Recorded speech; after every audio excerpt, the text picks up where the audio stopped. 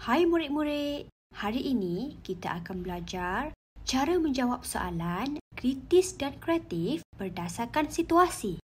Tajuk kita ialah respon berdasarkan situasi anak kucing di dalam longkang. Mari kita baca dan fahami situasi yang diberikan. Fokus dan cuba bayangkan apa yang berlaku ya. Semasa sedang menjemur baju di belakang rumah, kamu ternampak seekor anak kucing berada di dalam longkang. Kucing itu kotor dan dipenuhi lumpur. Soalannya, berdasarkan situasi di atas, apakah tindakan yang perlu kamu lakukan?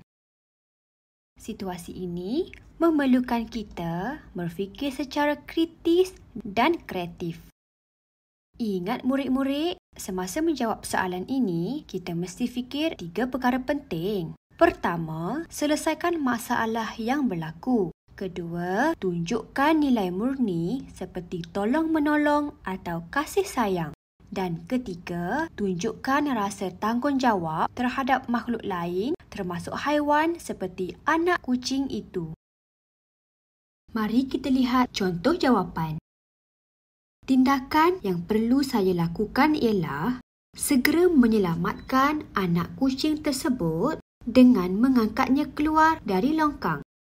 Kemudian, saya akan membersihkan badannya dengan air bersih dan memberi perhatian kepadanya. Sekarang, mari kita lihat apakah ciri-ciri jawapan yang baik. Pertama, jawapan kamu sepatutnya pendek dan tepat, iaitu tidak perlu terlalu panjang. Pastikan ada nilai murni dalam tindakan kamu seperti membantu, menjaga atau menyayangi. Dan paling penting, pastikan jawapan kamu tidak melebihi 30 patah perkataan. Ini supaya jawapan kamu mudah difahami dan terus kepada isi penting.